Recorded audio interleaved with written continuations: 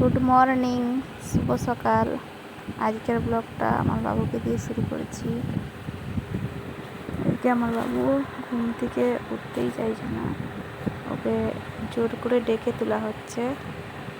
এনে সে কেমন করে উঠছে, উঠতেই চাইছে না ও, উঠে বলে গেল। কিন্তু একটি ভালো গুণ যে ওকে ডাকলে ওর কান্না নেই, ওকে যখনই ডাকো ওর কান্না নেই, উঠে হাসে। এরপরে যে ব্রাশ দিয়ে দিয়েছি, মুখ ধুবে, দাঁত ঘষা হচ্ছে। এরপরে আমার বাবুও খাবে, আমিও খাবো মুড়ি চপ দিয়ে। ওরা কে কে খাবে চলে আসো।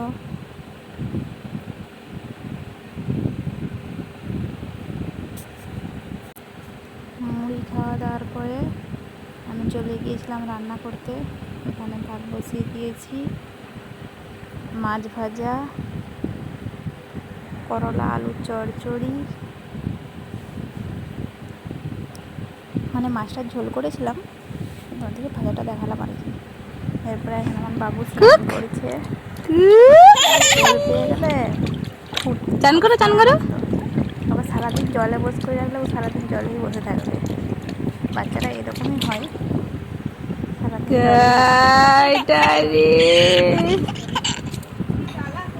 কিরকম আনন্দ ওর, স্নান করতে পারছে ও, ওই জন্য।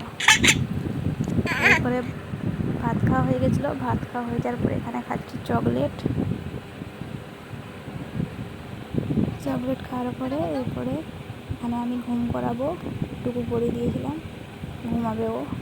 বিকেলবেলা আমি উঠে গিয়েছিলাম ঘুম থেকে, রেডি হয়ে গেছিলাম, ঘুরতে নিয়ে যাবো। এই যে বাবুকে ঘুরতে নিয়ে যাবো রেডি করে দিয়েছিলাম। এরপরে এসে আমার বাবু ওখানে ঢোল বাজাতে শুরু করেছে। ক্যামেরাটা একটু ঝাপসা হয়ে গেছিলো, তার জন্য সরি। মানে ঢোল বাজাচ্ছে। এরপরে আমার বাবু দেখেছে রান্না করছে কেমন। এরপর আমার বাবু রান্না করেছে, আমরা খেয়ে দিয়ে ঘুমিয়ে গিয়েছিলাম। Good night. আজকের ব্লগটা